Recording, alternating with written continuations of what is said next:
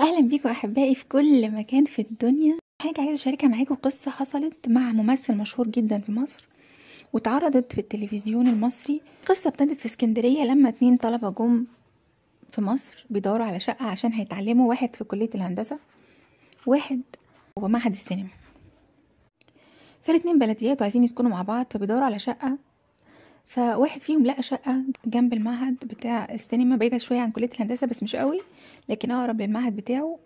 وقال له طب خلاص ناخدها مع بعض احنا الاتنين عشان ايه المصاريف ما تبقاش عالية يعني. فعلا قابلوا السمسار وطلعوا اتفرجوا على الشقة، بس السمسار قال لهم ان في اوضتين في الشقة مقفولين، انا سايب فيهم حاجات مهمة فسيبوهم مقفولين زي ما هما، خدوا انتوا الاوضتين التانيين. اوكي مفيش مشكلة، ودفعوا الفلوس وكل شيء تمام. وكان اللي في معهد السينما ده بيحكي بنفسه في البرنامج هو الفنان احمد رزق.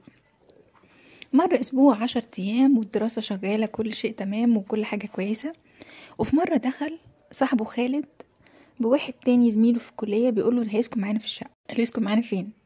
قال له يسكن معانا وكده. فقال له طب والراجل صاحب الشقة؟ وقال له ايه، ما احنا نقسم الإيجار على 3 برضو أفضل يعني. فأحمد رزق قال لك خلاص تمام، يعني أنا متصور إن هيسكن معاه في الأوضة.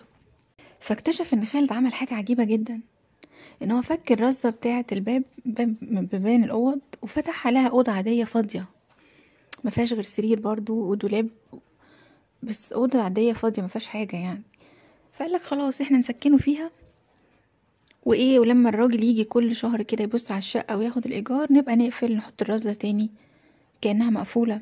طبعا أحمد رزق قال له لا أنا ما بحبش كده، والراجل اتفق معانا واحنا قلنا له أوكي، وقال له ما هي أوضة فاضية. من هنا لهنا قال له خلاص أنا ماليش دعوة، أنا هدفع نص الإيجار بتاعي زي ما احنا متفقين من الأول، هو لو انقسم يقسم معاك انت، أنا ماليش دعوة بالقصة دي.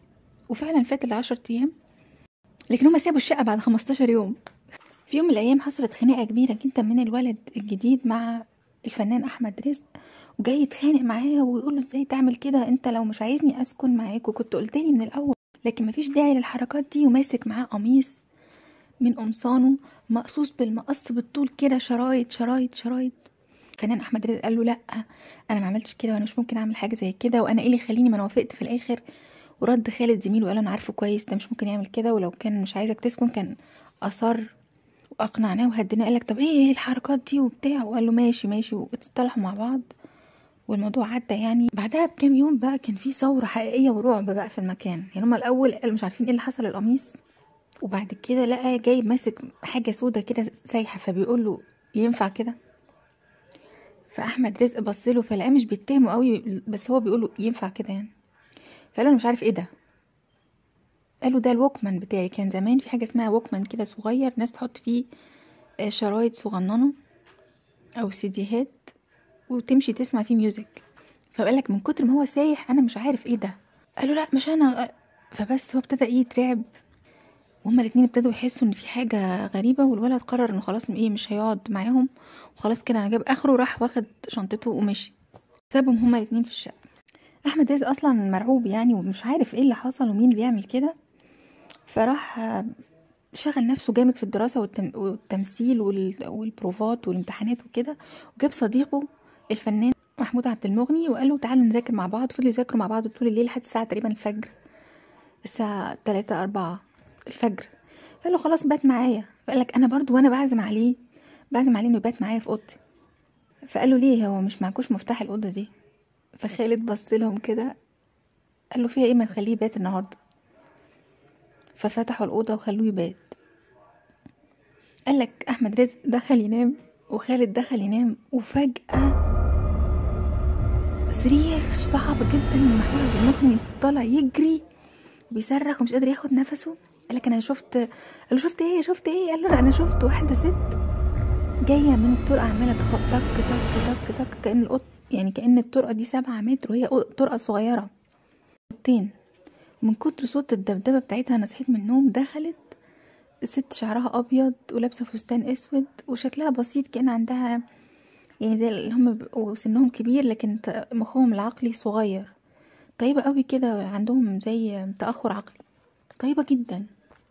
وماسكة معاها مقص وقصقصت كل ايه القميص بتاعي وطالع منهار وكده. فحاولوا يهدوه يقعدوه في طرق، قالوا تعالى نشوف قال له انا مش هدخل الاوضه دي تاني، فقال له طب هندخل سوا. فدخلوا سوا. هو اتكسف طبعا يقول ان في مسمار في الحيطه، قال لك في حاجه كده هي مش شماعه بس في شقق العزوبيه بيعلقوا عليها القمصان اللي هي مسامير يعني هو احرج يقول مسامير، فهي مسامير على الحيطه. فحط له القميص سليم مفيهوش حاجه، بس اترعبوا يعني هما حسوا ان كده الشقه دي فيها حاجه ما ينفعش يباتوا فيها. فكان احمد رزق اوريدي خد القرار ان هو خلاص مش هيكمل في الشقه دي. لكن عشان يداري الموضوع يعني وعدوا كام ساعه دول، قال له خلاص تعالى انت نام مكاني وانا اروح انام مكانك، وتلاقي كنت بتحلم وتعبان من كتر التعب وكذا. ودخل احمد رزق في الاوضه يناموا، مفيش 5 دقايق وطالع يصرخ. فحتى محمود عبد المغني قال له بلاش الحركات دي، ما تتريقش عليا، وانا ما كنتش بكدب عليك. قال له لا انا شفتها فعلا. قال له شفت مين؟ قال له شفت الست شعرها ابيض ولابسه فستان اسود ولابسه عقد لولي قصي. قال له طبعا محمود عبد المغني تنح كده شويه وافتكر ان هو شافها لابسه عقد بس ما قالوش، يبقى هو شافها فعلا. فقالك في لمح البصر كانوا لموا حاجتهم هما الاتنين ونزلوا الساعه 5 الصبح على القهوه تحت بالشنط. خلاص كده مش هيطلعوا الشقه تاني، واستنوا لحد يكلموا السمسار.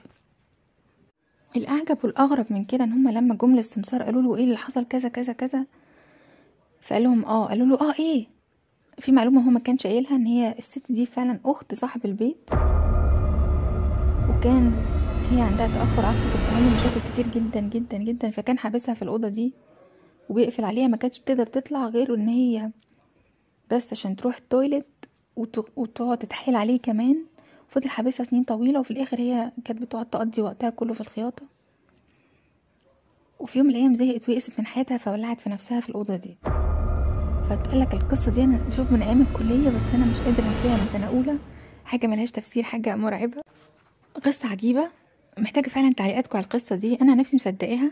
هو طريقته كمان ان هو بيحكي كانت صادقه جدا، وكان في البرنامج بيحاول يغلطه كذا مره في الاسئله، وكان بيحكي نفس الحاجات بالظبط.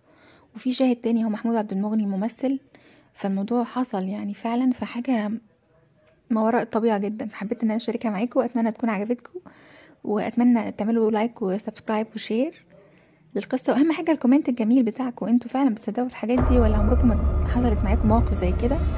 واشوفكم قريب ان شاء الله. سلام.